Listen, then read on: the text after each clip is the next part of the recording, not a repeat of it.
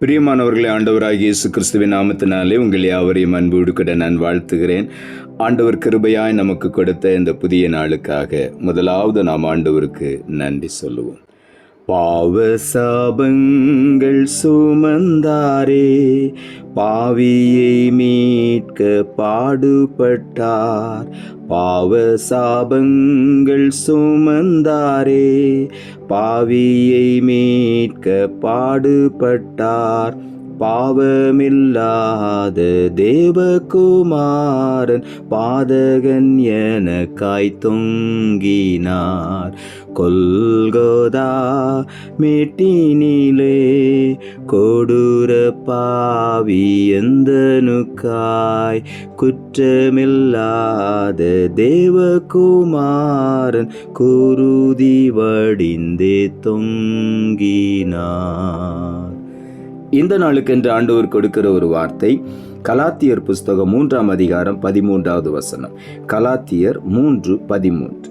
கிறிஸ்து நமக்காக சாபமாகி நியாயப்பிரமாணத்தின் சாபத்திற்கு நம்மை நீங்களாக்கி மீட்டுக்கொண்டார். நமக்காக அவர் சாபமானார்.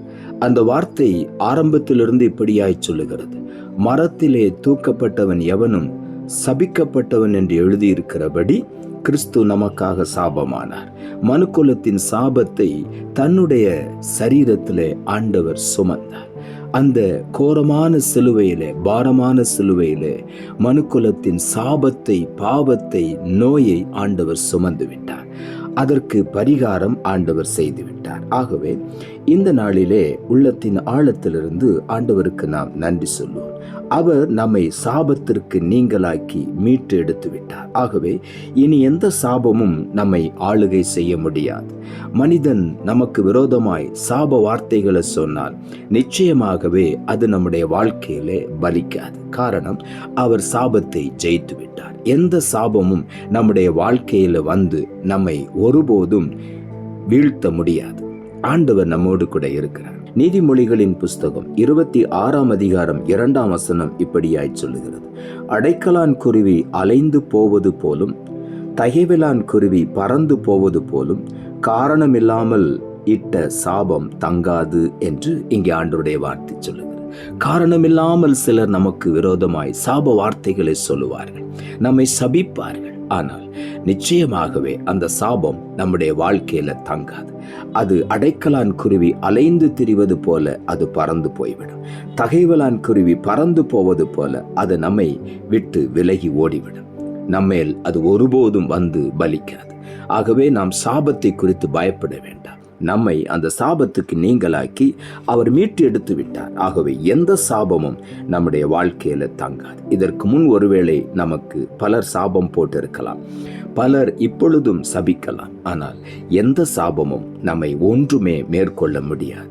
எல்லா சாபத்திற்கு நீங்களாக்கி நம்மை ஆண்டவர் மீட்டுக் கொண்டார். உபாகம புஸ்தகம் 28ஆம் அதிகாரம் 15ஆம் வசனம் இப்படியாய் சொல்லுகிறது: இன்று நான் உனக்கு விதிக்கிற உன் தேவனாகிய கர்த்தருடைய எல்லா கற்பனைகளின் படியும் கட்டளைகளின் படியும் நடக்க கவனமாயிருக்கிறதற்கு அவர் சத்தத்திற்கு செவி கொடாதே போவாயாகில் இப்பொழுது சொல்லப்படும் சாபங்கள் எல்லாம் உன்மேல் வந்து உனக்கு பலிக்கும் என்று இங்கே உபாகம புஸ்தகத்தில் எழுதப்பட்டிருக்கிறது.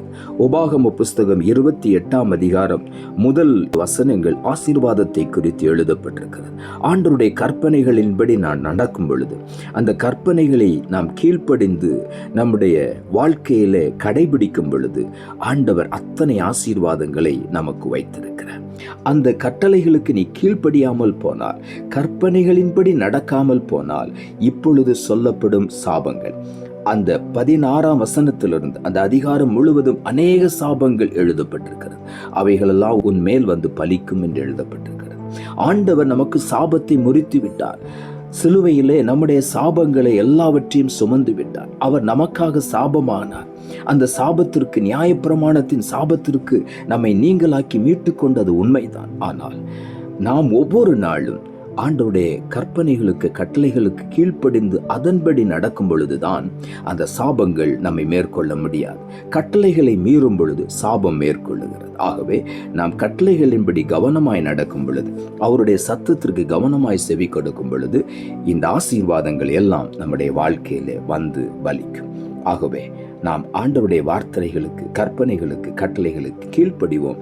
ஆசீர்வாதங்களை சுதந்திரித்துக் கொள்வோம். சாபம், மனிதனால் வரக்கூடிய சாபம், மற்ற மனிதர்கள் நமக்கு எதிராக போடுகிற சாபங்கள் ஒன்றும் நம்முடைய வாழ்க்கையிலே பலிக்கவே பலிக்காது.